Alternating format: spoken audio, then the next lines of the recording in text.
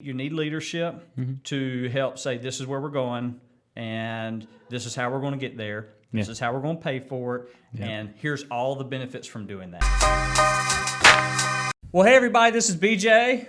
And I'm Zach Holcomb. And this is another episode of The Unnamed Podcast. So guess who we have in the control room today? Is that what we got? So we got my oldest daughter, Grayson. She had to go to the doctor yesterday. She had a fever, so they wouldn't let her go to school today.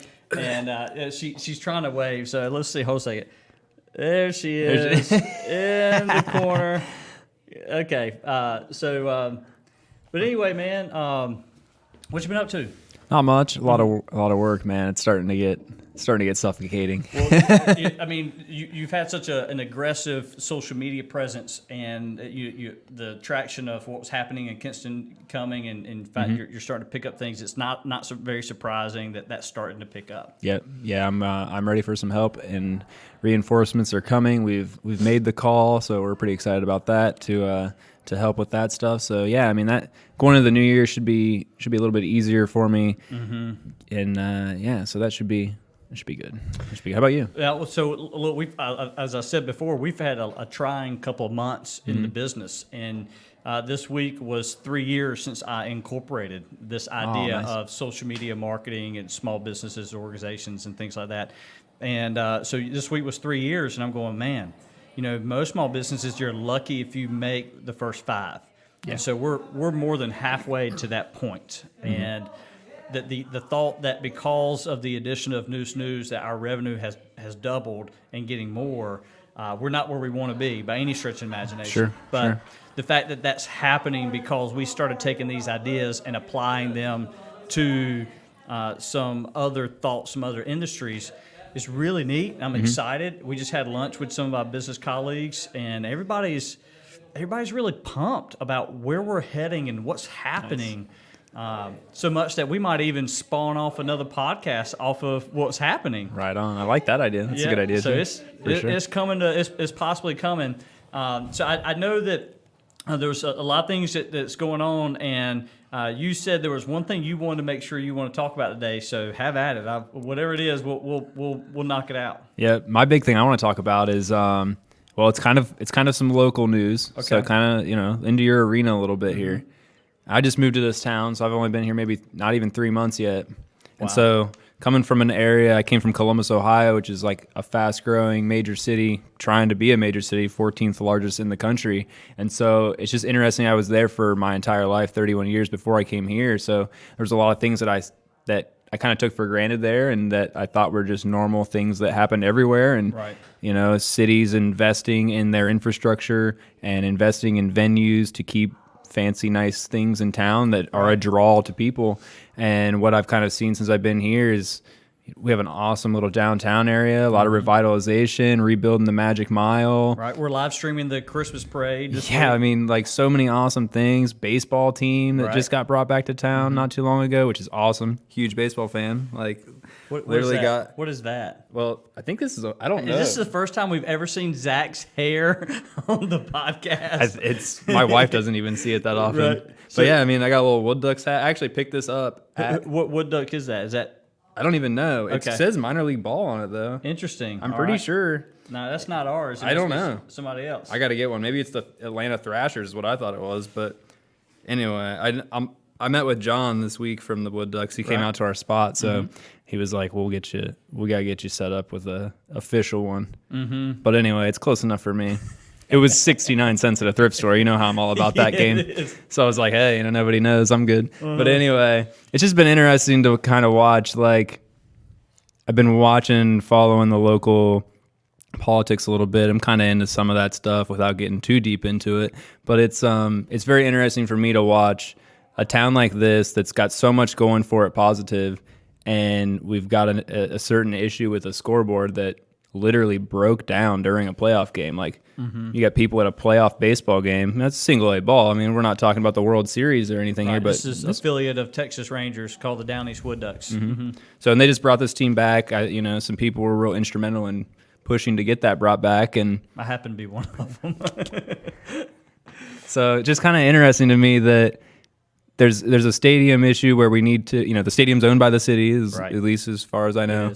So it's their problem whether it's full of a team, like if it has a team or if it doesn't have a team, it's still the city's problem. City owns the property. That's right. So it's just interesting to me that, I've kind of been following it, a little under $700,000 for a new scoreboard, and there's some money and some funds, moving some funds around from a couple of different areas, and then a 10-year payback. So it's not even like a lump sum out. It's, it's the ability to kind of push that, maneuver it over 10 years. I mean, I'll round up, call it 65-ish, 67, some less than $70,000 a year to upgrade the stadium's scoreboard so that the team stays in this town. Right. And I've just been noticing that the city council meetings there, I'll get ripped for not going to the council meetings, but it doesn't seem like there's much going on there. So, I would love to go if there were things happening, but why? I just don't understand how that's such a hard decision to make, to spend $70K a year to continue to be able to have that revenue stream and draw to downtown. Right. So I'm in agreement. I will say that, to play devil's advocate, there is this line of thought that can you repair something before you actually replace it? For sure. And so that is the challenge of stewards of the people's money, taxpayers, is to see, are there other ways to reduce the cost? And so I know that that's been part of the conversation, but even with that, you're right, there has been a major lackluster, bold leadership to say, this is what we're doing, this is where we're going, this is happening. Are y'all coming? Right. But in my personal opinion, they need to replace the scoreboard because we agreed to do that. That was something that maintaining that, replacing it, was something we knew was going to happen. To give a little bit of backstory, we've had professional baseball in the city of Kinston for roughly 80 of the last 100 years. Wow. And while I was mayor, that was actually when the local franchise from it was the Kinston Indians, which is based off the Cleveland Indians franchise. It was locally owned, though. They sold it. So we went for a period of 5 years without professional baseball. That stadium virtually sat empty besides a small World Series here and there. Right. And we were successful it took 5 years, but successful in recruiting the Texas Rangers to bring their corporately owned minor league team here. The city owns the property, and but the team has the rights to sell merchandise, sell billboards, rename the stadium if they wanted to, and there's a lot they could do. When they do those things, the tax dollars on that revenue, where does that go? So they certainly, it's not like sales tax is unique in that a small portion of it stays here. Sure. So if they sell a hot dog at the stadium, only a small portion of it. Gotcha. But the idea of the overall economy that is generated, let's take aside for a second, that is good for a community to have something positive to look forward to, right? The goodwill of the community, the spirit of the community. Like a movie theater in a mall, or like a Fairfield type park situation. Sure. Right. But anyway, the bottom line is that there is outside benefits of having a team, and financial benefits. Hotels, the local restaurants supply food to the team. The hotels do for the visiting teams. There's a lot of ancillary benefits that come with with a team. But anyway, hope it gets resolved. Yeah. Any other thoughts on that? Oh man, I could go forever on it. Right. I mean, just the thought of like the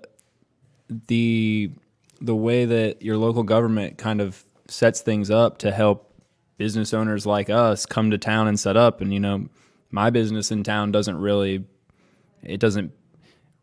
benefit a ton from every time there's a baseball game, because a lot of my business isn't locally acquired, but there's a lot of folks and entrepreneurs locally that have invested a lot of money and time and their own livelihood into having a restaurant in downtown Kinston, and they receive a lot of business and they employ a lot of local people because of the business that comes from. I look at government, games. whether it's federal, state, or local government. The government's job really is to create the infrastructure so that entrepreneurs, business owners can thrive, so that the people that live there can get jobs or create their own business.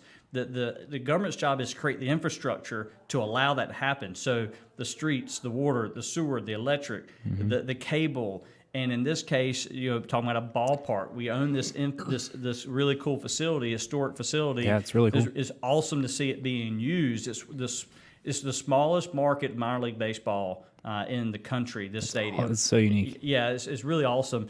And so that's kind of the way I look at government, the way its purpose, its role. And it's interesting now that I've been on the outside for a couple of years and looking at it. And for the most part, this is probably some of the most bold I've talked. And it's not really that bold what I've said today. I've really kept my mouth shut about a lot of things going on. But I mean, you need leadership to help say this is where we're going and this is how we're going to get there. This is how we're going to pay for it, and here's all the benefits from doing that. And so it's really interesting. What else is going on in your neck of the woods? Sure. Working on a couple of little things here and there.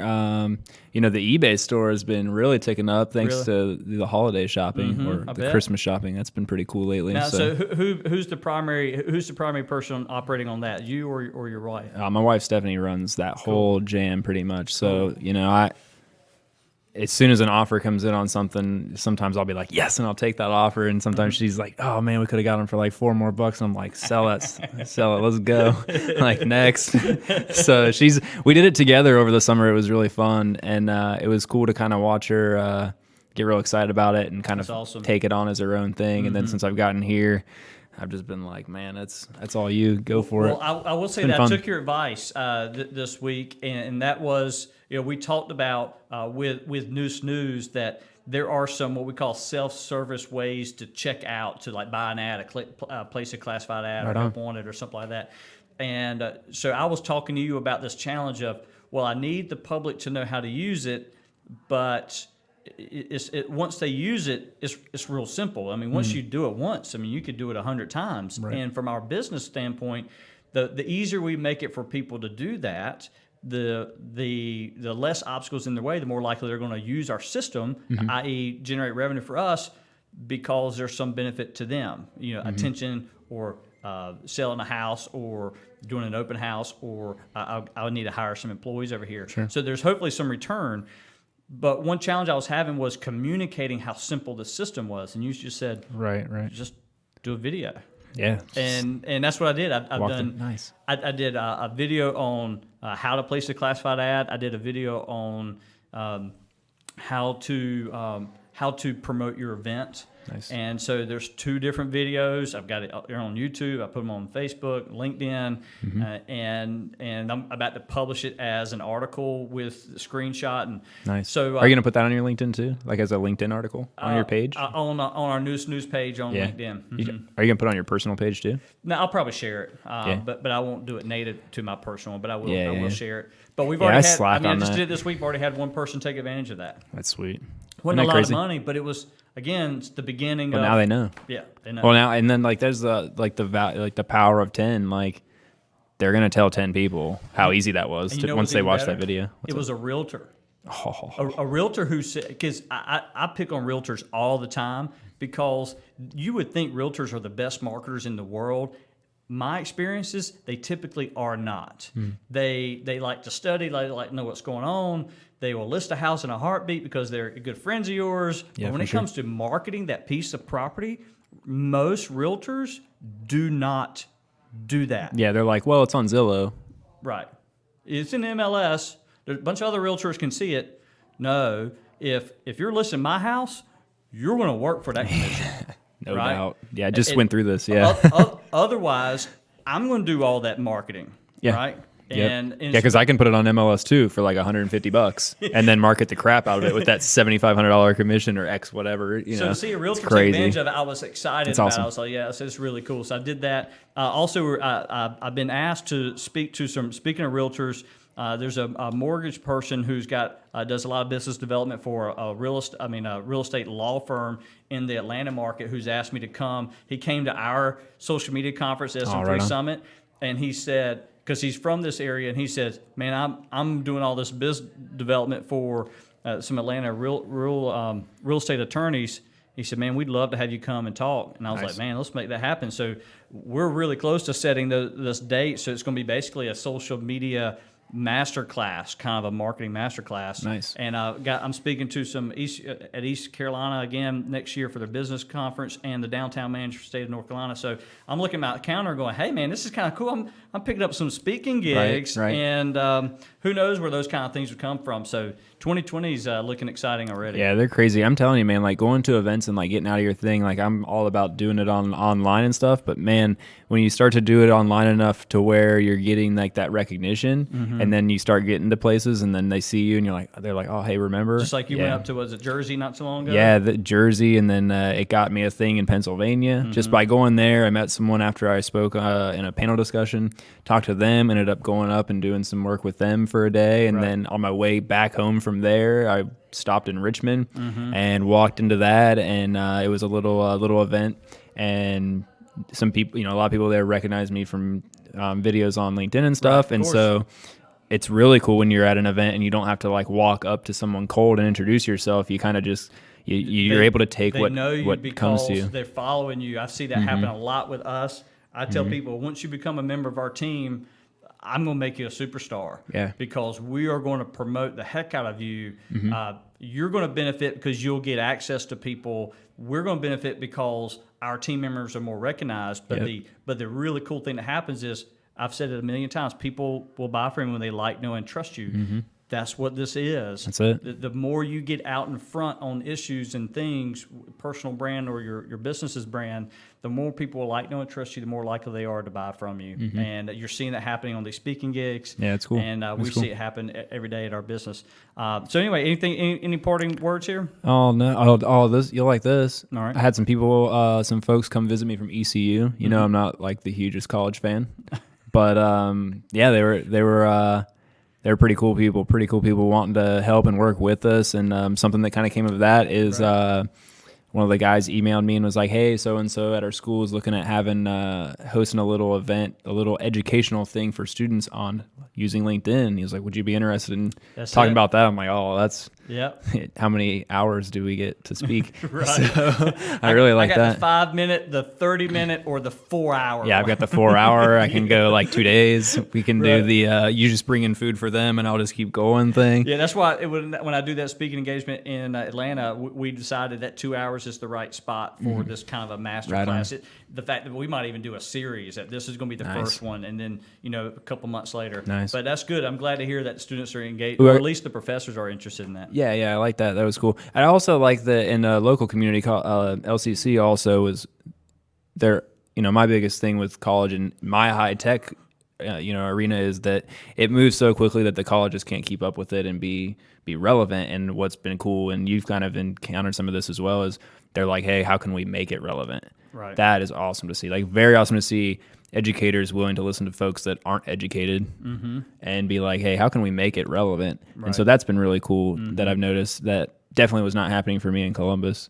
That has been happening down here in such a short time. We've got an awesome, not just an awesome community college here in our backyard, but also in North Carolina, an awesome community college system who really tried to bend towards what does industry really need in terms of skill set, and then to try to craft stuff to make it relatable. Yep. So, Kinston high school basketball games. How's the highlight? I saw the newest highlight tape. Yeah, the highlight reel. Yeah, that's pretty sweet. You liked it? I like that a lot. That's cool stuff. So we were testing this idea of, instead of just normal reporting for high school sports, that we would actually put together like a mixtape, a highlight reel. It's so tight. Yeah, and so we've done it twice now, and we got one more. And my thought is, I was going to pay for it at least 3 times, get a good feeling whether the market likes it, supports it, and then possibly put somebody's logo in the bottom left-hand corner, bottom right-hand corner, and actually sell ads with it, and continue that idea of how much people are consuming video, and use that to tell the story of sports. Right. Yeah, it's really cool.